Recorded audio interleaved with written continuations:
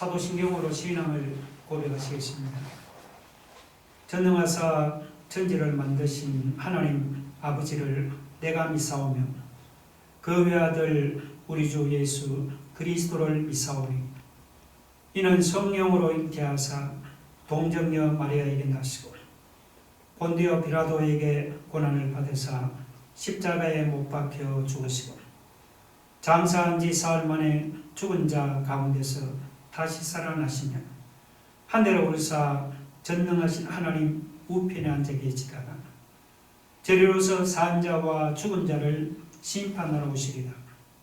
성령을 믿사오며 거룩한 공예와 성도가 서로 교통하는 것과 죄를 사하여 주시는 것과 몸이 다시 사는 것과 영원히 사는 것을 믿사옵나이다. 아멘. 교동은 37번입니다. 교동은 37번 10편 91편 우리 성시 교독을 함께 하시겠습니다. 10편 91편 지존자의 은밀한 곳에 거주하며 전능자의 그늘 아래 사는 자여 나는 여호와를 향하여 말하기를 그는 나의 피난처요 나의 요새요 내가 의뢰하는 하나님이라 하리니 이는 그가 너를 새 사냥꾼의 음모에서와 심한 사냥병에서 건지실 것이니라.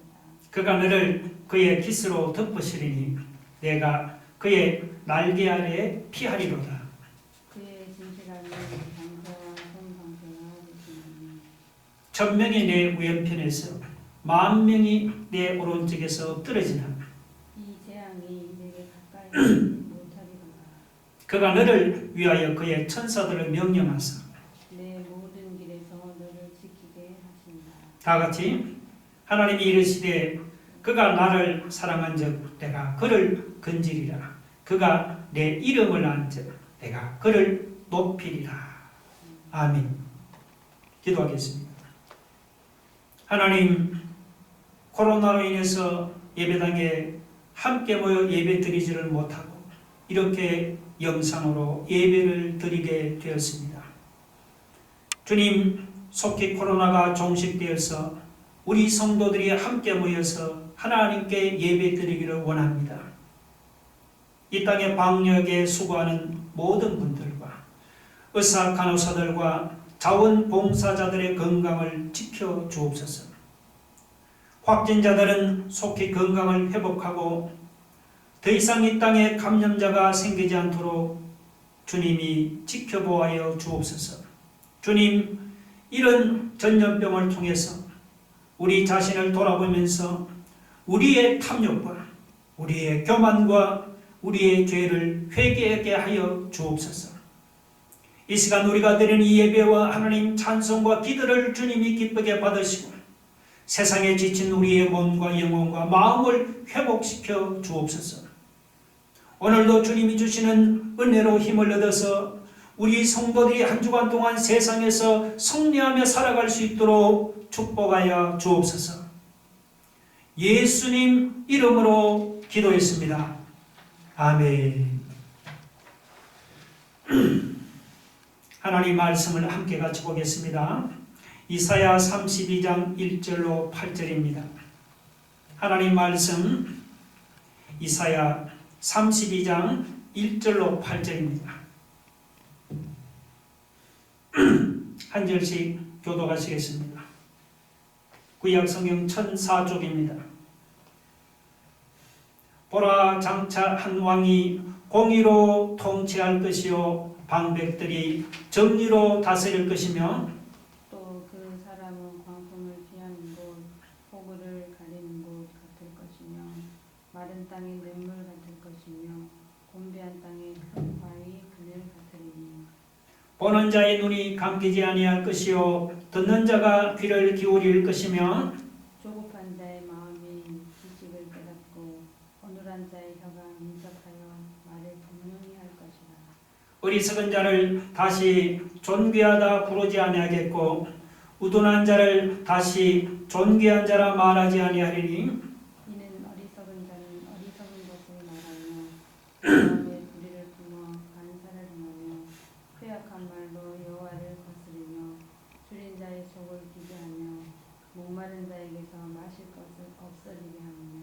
악한 자는 그 그릇이 악하여 악한 계획을 세워 거짓말로 가련한 자를 멸하며 가난한 자가 말을 바르게 할지라도 그리함이거니와 존귀한 자는 존귀한 일을 계획하나니 그는 항상 존귀한 일에 서리라. 아멘. 오늘 이 시간에는 본문 말씀을 통해서 예수 외에는 방법이 없다. 예수 외에는 방법이 없다. 그런 제목으로 함께 은혜를 나누기를 원합니다. 세상 나라를 보면은 어느 나라도 영구적으로 안전하거나 혹은 영구적으로 행복한 나라는 없습니다. 나라 안이 안정되려고 하면은 나라 밖에서 강한 적들이 쳐들어와서 백성을 죽이거나 재물을 빼앗아갑니다. 반대로 나라 밖에 적이 없어지면 이번에는 나라 안에서 탐욕스러운 왕이나 귀족들이나 독재자가 일어나서 백성을 괴롭히거나 압제합니다. 만약에 나라 안팎으로 문제가 없고 사람들이 안심하고 살 수 있는 그런 나라가 있다면 어떨까요? 미래를 불안해하지도 않고 맡은 바일을 성실하게 하면서 살아갈 수 있는 나라가 있다면 어떨까요? 그러면 아마 사람들이 전부 다 거기 가서 살려고 할 것입니다. 옛날에는 미국이 그런 선망의 대상이었는데 지금은 미국도 살기 어려운 나라가 되었습니다. 세상에서 두려움을 느끼지 않고 가장 안전하게 살 수 있는 곳이 있다면 예루살렘 성입니다. 누구든지 예루살렘 성 안에 들어가면 안전하게 보호받을 수가 있었습니다. 예루살렘 성 안에서는 어떤 사람도 목숨의 위협을 받지 않았습니다. 죄를 범하지 않은 이상 쫓겨나는 것을 두려워할 필요도 없었습니다. 그 이유는 예루살렘 성은 하나님이 다스리는 하나님의 성이고 그곳 사람들은 모두가 하나님의 백성들이었기 때문입니다. 그런데 이제는 하나님의 성이라는 예루살렘 성의 안전이 위협을 당하게 되었습니다. 얼마 전에는 북쪽에 있는 수리아와 이스라엘 군대가 연합을 해서 예루살렘을 쳐들어와서 유다 전체를 폐허로 만들어버렸습니다. 이번에는 아수르 대군이 예루살렘을 포위해서 거의 멸망시킬 뻔했습니다. 가장 안전하다는 예루살렘 성이 가장 불안한 성이 되고 말았습니다. 물론 하나님을 안 믿는 세상 사람들은 모든 것을 힘의 논리로 생각합니다. 세상 사람들은 약한 나라가 강한 나라로부터 침략당하는 것이 당연하다고 생각합니다. 그러나 여러분, 약한 나라로가 항상 강한 나라로부터 침략당하는 것이 아닙니다. 세상에서는 약한 나라도 강한 나라로부터 침략을 당하지 않고 잘 사는 나라도 얼마든지 있습니다. 그렇다면 하나님의 성이라는 예루살렘 성이 왜 이처럼 불안한 성이 되고 말았을까요? 그것은 예루살렘이 군사력과 관련된 문제가 아닙니다. 예루살렘이 군사력이 약해서 강한 나라에 침략을 당한 것이 아닙니다. 예루살렘이 강한 나라에 침략을 당한 것은 예루살렘의 왕들이 하나님 앞에서 믿음으로 바로 서지를 못했기 때문입니다. 예루살렘이 과거에 그토록 안전했던 것은 예루살렘 사람들이 특별히 선해서가 아닙니다. 예루살렘이 안전했던 것은 그들의 왕이 결정적인 역할을 했습니다. 사람들은 모두 마음이 부패한 본성이 있어서 옳은 줄 알면서도 선뜻 나서지를 않습니다. 그때 왕이 지도력을 발휘해서 우리가 목숨을 걸고 하나님의 말씀에 순종하고 강력하게 주장하면 어떻게 됩니까? 그러면 백성들은 하나둘씩 왕을 따라오게 되어 있습니다. 전에는 하나님의 말씀에 순종하는 믿음의 왕들이 예루살렘에 있었습니다. 그때는 유다가 비록 강한 나라는 아니었지만 이상하게도 적들이 유다를 이기지를 못했습니다. 하나님의 눈에만 보이는 불말과 불병거가 유다를 둘러싸서 지켜주었기 때문입니다. 그런데 지금은 유다 나라에서 하나님의 말씀에 순종하는 믿음의 왕들을 찾아볼 수가 없습니다. 그래서 하나님의 성리라는 예루살렘이 적들에게 침략을 당하고 불안하게 되었습니다. 베드로전서 2장 9절에 이런 말씀이 있습니다. 그러나 너희는 택하신 족속이여 왕같은 제사장들이여 거룩한 나라여 그의 소유된 백성이니 그러나 너희는 택하신 족속이여 왕같은 제사장들이여. 여기서 너희는 예수 믿는 신자를 가르칩니다. 신약시대는 예수 믿는 신자가 왕같은 제사장입니다. 예수 믿는 신자가 왕같은 제사장답게 믿음으로 살아가면 절대로 세상 사람이 이기지 못하도록 하나님이 신자를 지켜주십니다. 반면에 예수 믿는 신자가 왕같은 제사장답게 살지를 못하면 어떻게 되겠습니까? 예수 믿는 신자가 하나님 앞에서 믿음으로 바로 서지를 못하면 어떻게 되겠습니까? 신자가 신자답게 바로 서지를 못하면 하나님도 신자를 지켜주시지를 않습니다. 하나님이 지켜주시지 않으면 예수 믿는 신자도 세상에서 위협을 당하고 불안해집니다. 오늘 본문의 예루살렘의 왕들이 믿음으로 바로 서지 못해서 예루살렘 성이 침략을 당했습니다. 신자도 믿음으로 바로 서지 못하면 세상에서 넘어집니다. 신자라면 신자답게 어려워도 믿음으로 바로 서서 살아가기를 원합니다. 신자가 신자답게 믿음으로 바로 서서 살아간다면 세상이 신자를 공격하지 못하도록 하나님이 신자를 지켜주시고 보호해 주실 줄로 믿습니다.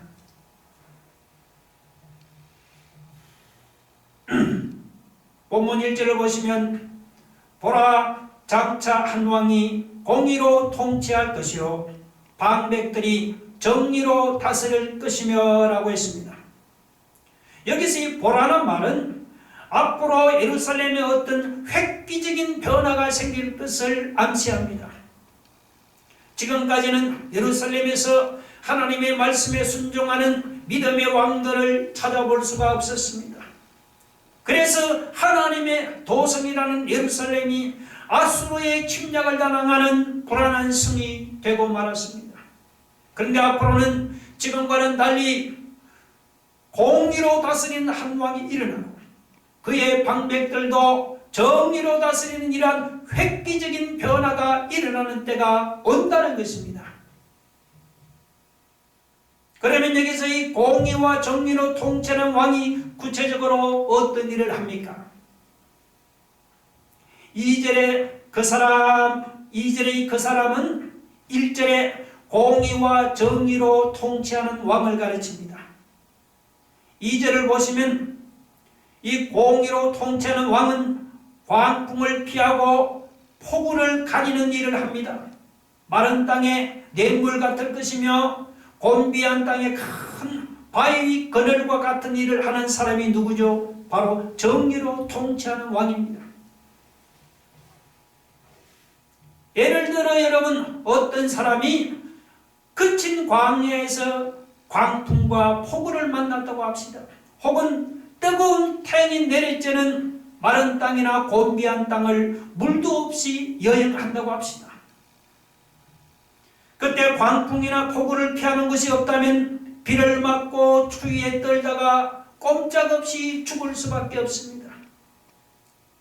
사막에서 샘물이나 쉴 만한 그늘이 없어도 목말라서 죽을 수밖에 없습니다.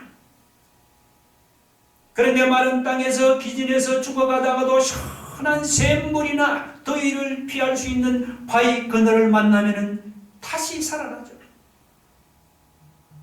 광풍과 폭우 속에서 추위로 죽어가다가도 불을 피워서 온몸을 녹일 수 있는 아늑한 동굴을 만나면 죽다가도 다시 살아날 수가 있습니다. 장차 공의로 통치하는 왕이 예루살렘에서 일어나서 이런 좋은 일을 합니다. 그는 마른 땅에서 기진에서 죽어가는 사람에게 시원한 샘물 같은 것입니다. 그는 곤비한 땅에서 더위로 죽어가는 사람에게 더위를 피할 수 있는 시원한 바위 그늘 같을 것입니다. 그는 광풍과 폭우 속에서 추위로 죽어가는 사람에게 아늑한 동굴 같을 것입니다. 그러면 이렇게 좋은 일을 하는 정의와 공의로 다스리는 왕이 여러분 누구를 가르칩니까? 많은 사람들은 유다의 히스기야 왕을 가르친다고 해석합니다. 어떤 의미에서는 히스기야 왕도 유다를 공의와 정의로 통치했다고 할 수가 있습니다. 사실 히스기야 왕은 유다 왕들의 이상향이고 모범이 되는 다윗 왕을 가장 많이 닮았다고 할 수 있습니다. 그러나 히스기야도 인간이기 때문에 예루살렘을 영원히 다스릴 수는 없었습니다. 그가 죽은 후에는 극도로 악한 므낫세가 왕이 되어서 유다가 망하는데 결정적으로 기여하게 됩니다. 히스기야나 다윗이 계속 유다를 다스린다고 해도 그들도 불완전한 인간이기 때문에 유다 땅에 완벽하게 정의와 공의가 이루어지는 것은 아닙니다. 그렇다면 여기서 정의와 공의로 유다를 다스리는 왕이 누구입니까? 그분은 바로 예수 그리스도입니다. 예수님은 영원토록 공의와 정의로 그분의 나라를 다스립니다. 여러분, 이것이 신약시대의 큰 축복입니다. 신약시대는 구약시대처럼 왕이 바뀌는 일이 없습니다. 예수님은 어제나 오늘이나 영원토록 동일하신 분입니다. 그래서 왕이 잘못해서 하나님의 은혜가 중단된다든지 혹은 왕이 잘못해서 예수 믿는 신자의 안전이 흔들리는 일이 절대로 없습니다. 그러므로 문제는 예수님에게 있는 것이 아니고 사람들에게 있습니다. 힘들고 어려울 때 사람들이 예수님을 찾아가지 않고 세상을 찾아가고 세상으로 달려가기 때문에 문제가 생기는 겁니다. 힘들고 어려워도 예수님은 여전히 우리의 왕이십니다. 아무리 힘들고 아무리 어려워도 우리의 왕이 되신 예수 그리스도를 찾아가면은 힘들고 어려운 문제가 풀리고 다시 회복됩니다. 오늘 우리 중에도 세상을 살다가 광풍을 만나거나 혹은 폭우를 만나서 어려움을 당하는 사람이 있습니까? 마른 땅이나 곤비한 땅같이 힘들고 메마른 세상에서 탈진하고 지치고 기진해서 죽어가는 사람이 있습니까? 그런 사람들은 도울 힘이 없는 사람이나 세상으로 달려가지 마세요. 힘들고 어려울 때는 주님을 바라보시고 주님을 찾아가시기 바랍니다. 예수님은 광풍과 폭우를 만나서 죽어가는 사람에게 광풍을 피하는 곳이 되어주시고 폭우를 가리는 곳이 되어주십니다. 예수님은 마른 땅이나 곤비한 땅에서 기진맥진해서 죽어가는 사람에게 시원한 샘물이 되어주시며 시원한 그늘이 되어주십니다. 믿음으로 예수님을 찾아가는 사람은 광풍과 폭우 중에서도 살아납니다. 마른 땅과 곤비한 땅에서도 회복되는 놀라운 역사가 일어납니다. 여러분 믿으시면 아멘 하시기 바랍니다.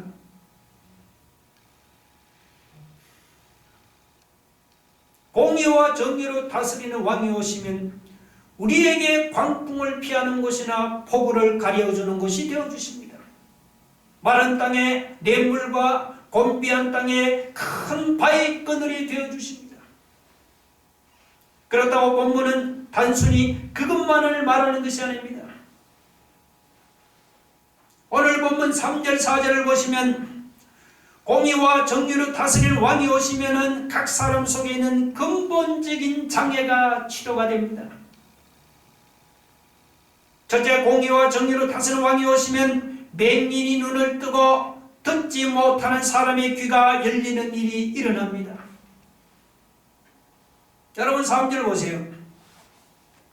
보는 자의 눈이 감기지 아니할 것이요 듣는 자가 귀를 기울일 것이며 라고 했습니다.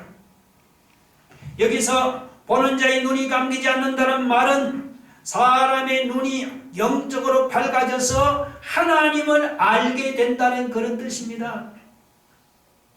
듣는 자가 귀를 기울인다는 말도 사람의 귀가 영적으로 열려서 하나님의 말씀에 귀를 기울이게 된다는 그런 말입니다. 사람이 예수님을 만나기 전에는 여러분 하나님을 알 길이 없습니다. 하나님을 모르면 자신이 가는 길이 끝에 무엇이 기다리고 있는지 모릅니다. 그동안 유다가 그토록 다른 나라의 침공을 받고 위기를 겪은 것도 하나님을 몰랐기 때문이었습니다. 하나님을 모른 채 누군가 이것이 옳다고 하면은 그냥 뜻도 모르고 따라갔다가 결국은 파멸하고 말았습니다. 그런데 주님이 오시면 단순히 맹인을 인도하듯이 우리를 데리고 다니지 않습니다. 주님은 우리 한 사람 한 사람의 눈을 뜨게 하십니다. 다시 말해서 주님은 우리의 닫힌 영안을 뜨게 해서 우리로 하여금 하나님을 알게 하십니다. 주님은 우리의 닫힌 영의 귀를 열어서 하나님의 말씀을 듣게 하고 하나님의 말씀에 귀를 기울이게 하십니다. 여러분, 우리가 예수님을 만나기 전에는 어떤 사람이었습니까? 우리가 예수님을 만나기 전에는 아무리 하나님 뒤에서 들어도 무슨 말인지 알아듣지를 못했습니다. 그때는 마치 고장난 TV 수상기와 같았습니다.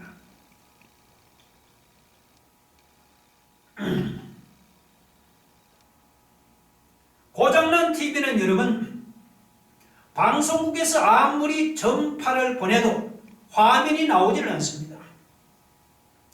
기술자가 와서 고장난 TV를 고쳐야 비로소 화면이 선명하게 나옵니다. 우리도 예수님을 만나기 전에는 마치 고장난 TV처럼 하나님에 대해서 우리가 식물인간이었습니다. 그때는 우리도 하나님에 대해서 맹인이었고 청각장애인이었습니다. 그러다가 예수님 우리를 찾아와서 보지 못하던 우리의 눈을 보게 해주셨고 들리지 않던 우리의 귀를 들리게 해주셨습니다. 그래서 전에는 보지 못하던 하나님을 이제는 보게 되었습니다. 전에는 들리지 않던 하나님의 말씀이 이제는 들리게 되었습니다. 여러분 믿으시면 아멘 하시기 바랍니다.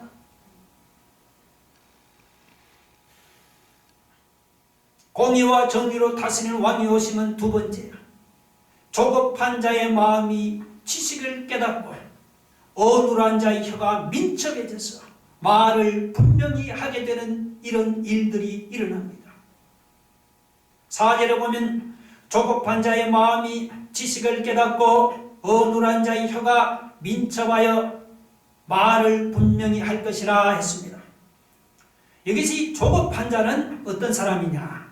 조급한 자는 뭘 잘 모르면서 행동부터 하는 사람을 말합니다. 사람이 이렇게 잘 모르면서 조급하게 설치는 이유가 무엇입니까? 그 이유는 뭔가 하기는 해야겠는데요. 정확한 방법을 모르기 때문이에요. 여러분이 예를 들어 높은 산에 올라갔다가 길을 잃어버리면 어떻게 합니까? 그러면 조급하게 막 길을 찾다가 더 깊은 골짜기로 들어가고 말지요. 길을 잃어버리면 잃어버린 데서 가만히 있어야지. 왜 알지도 못하면서 조급하게 설칩니까? 그 이유는 그냥 가만히 있으면 죽을 것만 같았어요. 조급하게 막 길을 찾으려고 합니다. 그러나 길을 모르고 조급하게 설치다가는 길을 더욱더 잃어버리고 말죠. 우리도 예수님을 모를 때는 마치 길 잃은 사람처럼 아무것도 모르면서 모든 것을 아는 듯이 그렇게 조급하게 설쳐졌습니다. 그러다가 실수도 많이 했습니다. 남들에게 속기도 많이 했습니다. 그런데 아무것도 모르고 조급하게 설쳐되는 사람이 예수님을 만나서 참 지식을 깨닫게 되면 어떻게 합니까? 실수도 하지 않습니다. 남들에게 속지도 않는 그런 사람으로 변화되는 겁니다. 그뿐이 아닙니다. 사람이 예수님을 만나면 어눌한 자의 혀가 민첩해져서 말을 분명하게 합니다. 여기서 이 어눌한 자는 세상 말이 어눌한 사람이 아닙니다. 이들은 세상 말에는 아주 유창하지만 하나님을 잘 몰라서 하나님에 대해 말이 어눌한 사람이에요. 오늘 우리도 예수님을 모를 때는 하나님을 잘 몰라서 하나님에 대해서 말이 어눌했습니다. 그런데 하나님을 잘 모르는 사람이 예수님을 만난 후에는 하나님을 잘 아는 사람으로 변화되었습니다.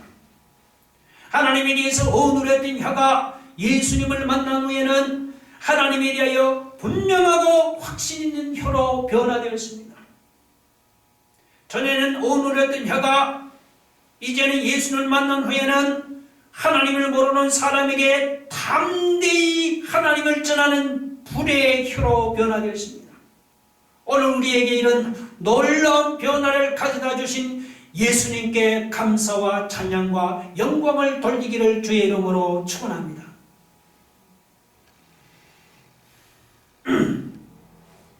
자, 그러면 예수님이 이렇게 조급한 사람을 지식 있는 사람으로 변화시키고 어눌한 사람을 확신 있는 사람으로 변화시키면 이 세상에는 실패한 사람이 없을 것 같잖아요.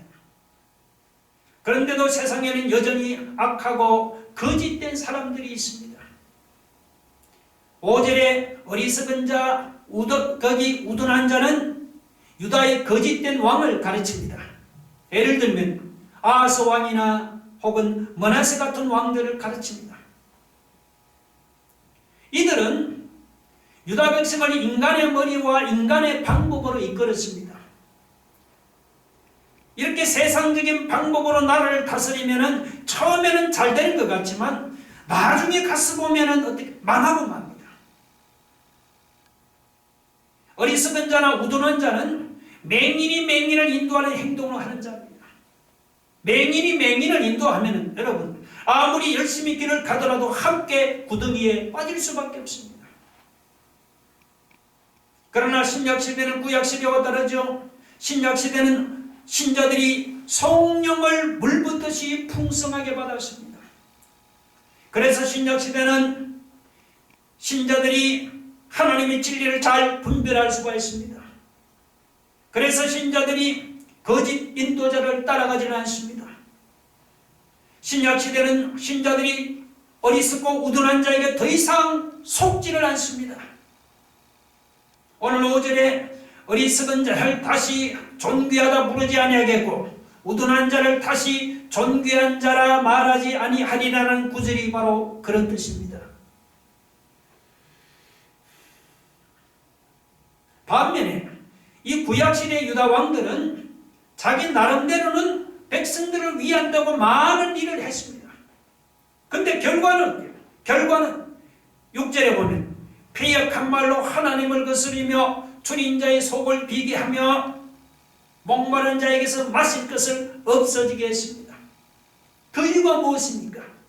그 이유는 구약시대 유다 왕들은 하나님을 제대로 알지를 못해서 성령의 역사를 막아버렸기 때문이에요. 여러분, 예루살렘은 성령의 역사가 흘러내리는 샘과도 같은 곳입니다. 그런데 어리석은 유다 왕들이 인간의 생각인 혹은 인간의 방법으로 성령의 샘을 막아버렸어요. 그래서 성령이 흘러내리는 예루살렘을 황폐한 곳으로 만들어 버렸습니다. 문제는 예루살렘에 있는 것이 아니었습니다. 문제는 어디요? 알고 보니까 하나님을 모르는 이 어리석은 유다 왕들이 문제였습니다.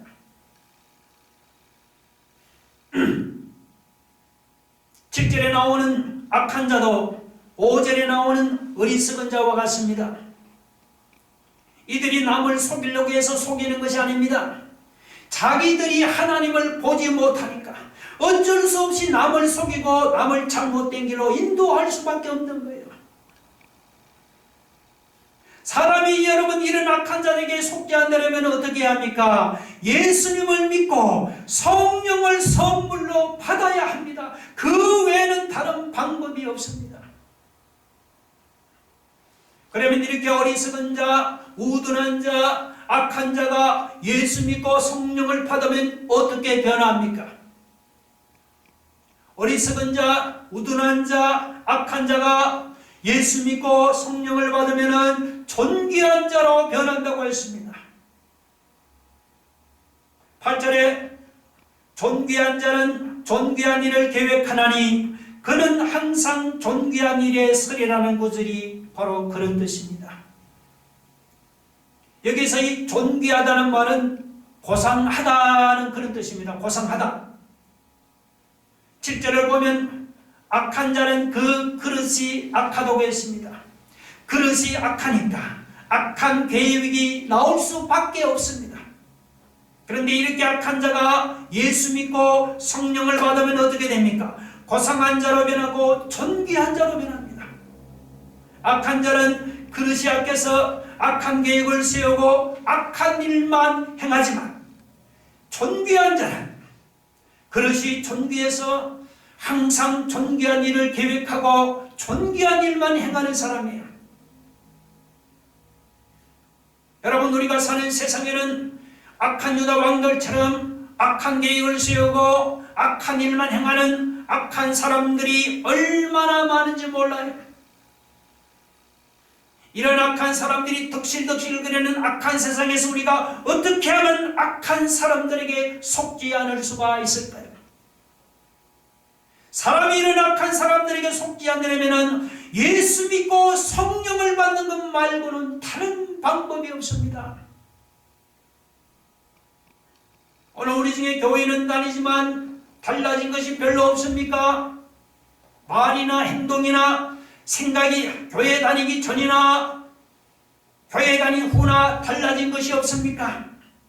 그런 사람은 교회만 다니지 마시고 자기 자신의 삶을 예수님 앞에 내놓아야 합니다. 물론 그 과정이 힘들고 고통스러울 수가 있습니다. 그러나 아무리 힘들고 고통스럽더라도 내 뜻대로 살지 말고 주님의 뜻에 순종해서 우리가 살아야 하는 겁니다. 여러분, 내 삶을 주님께 드리고 주님의 뜻에 순종해서 살아가면 주님은 나의 겉모습만 피상적으로 바꾸는 것이 아닙니다. 주님은 어리석은 사람, 우둔한 사람, 악한 사람을 존귀한 사람으로 바꾸고 고승한 사람으로 바꿔놓습니다. 주님은 내 행동만 바꾸는 것이 아닙니다. 주님은 나의 생각과 나의 본성까지도 완전히 새롭게 바꿔놓는 것입니다.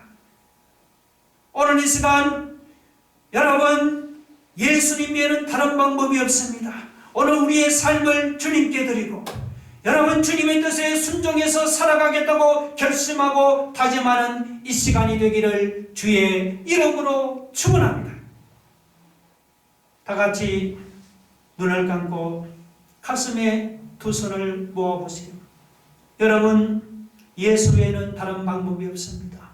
여러분, 내 삶을 주님께 드리면은 주님은 나의 행동만 바꾸는 것이 아니고 나의 생각과 나의 본성까지도 완전히 새롭게 바꾸어 놓습니다.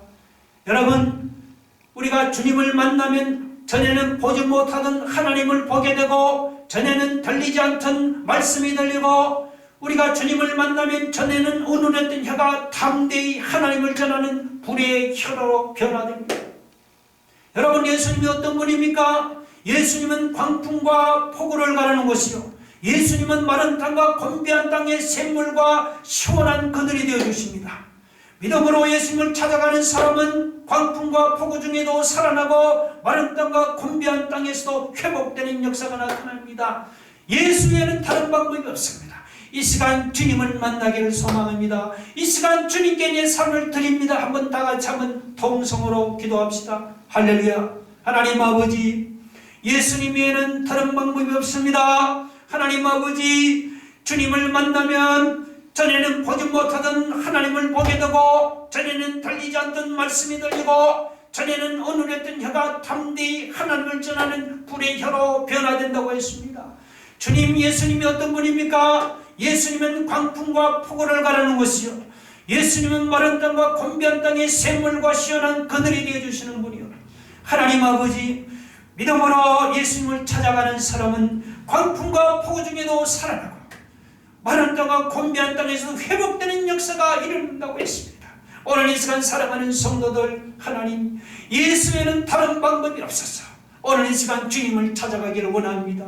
주님, 내 삶을 주님께 드리고 하나님 아버지, 오늘 이 성도들 다 주님을 만나서 하나님 아버지, 정말 우리의 삶이 정말 새롭게 하나님 변화되고 하나님 아버지, 마른 땅과 곤비한 땅에서도 회복되는 그런 역사가 일어나기를 원합니다. 할렐루야. 이 시간 주님을 찾아오는 성도들 만나주시고, 예수에는 방법이 없다 해서 주님을 찾아 두 손 들고 찾아오는 사랑하는 성도를 만나주시고, 하나님 아버지, 광풍과 폭우를 가리는 곳이 되어주시고 마른 땅과 곤비한 땅에 회복되는 역사가 나타나는 놀라운 역사가 나타나게 하여 주시옵소서.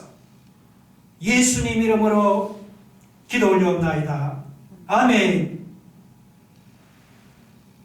지금은 예수 그리스도의 은혜와 하나님 아버지의 크고 놀라우신 사랑과 성령의 감화 감동으로 충만한 역사가, 예수 외에는 다른 방법이 없기 때문에 오늘 이 시간 예수님을 찾아와서 주님을 만나기를 소망하며 주님을 찾아오는 사랑하는 성도 한 사람 한 사람 주님 만나주시고 저들에게 하나님의 영원토록 충만한 은혜가 있기를 예수 그리스도의 이름으로 축원하옵나이다.